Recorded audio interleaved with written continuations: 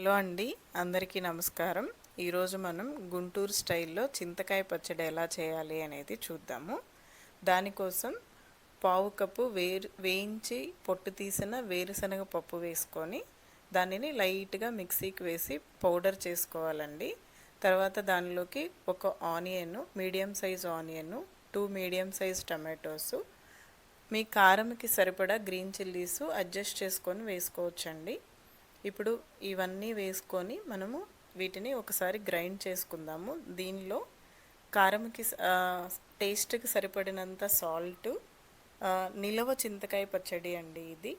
అవి అన్నీ వేసుకొని లైట్గా కచ్చాపచ్చిగా వీటిని గ్రైండ్ చేసుకొని తాలింపు పెట్టుకుందాం. ఇప్పుడు తాలింపులో ఎండుమిరపకాయ, పచ్చిపప్పు, మినప్పప్పు, ఆవాలు, జీలకర్ర ఇవన్నీ వేసి లైట్గా ఫ్రై చేసి, ఇది ఇంగువ ఆప్షనల్ అండి, కావాల్సిన వాళ్ళు వేసుకోవచ్చు, నచ్చని వాళ్ళు స్కిప్ చేయొచ్చు. తర్వాత కరివేపాకు, ఇవన్నీ బాగా ఫ్రై అయిన తర్వాత ఒక ఆనియన్ అండి, మీడియం సైజ్ ఆనియన్. దీన్ని కూడా ఫుల్గా ఫ్రై చేయక్కర్లేదండి, లైట్గా ఫ్రై అయితే చాలు.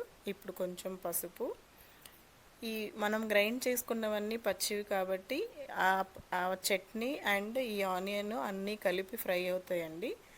ఈ ప్రాసెస్ అంతా సిమ్లోనే ఫ్రై అవ్వాలి. సో ఇలా బాగా మిక్స్ చేసుకొని క్యాప్ పెట్టేసుకొని ఫ్రై చేసుకోవాలండి. అప్పుడే మీకు లోపల వరకు బాగా కుక్ అవుతుంది.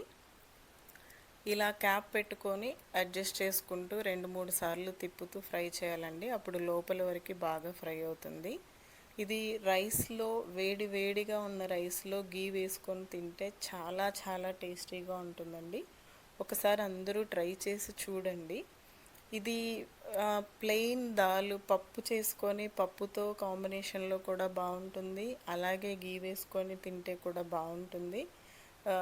చిన్నపిల్లలు వెళ్ళి కూరలు బోరు కొట్టినాయి అలాంటప్పుడు ఇదంతా చాలా ఇష్టంగా తింటారండి.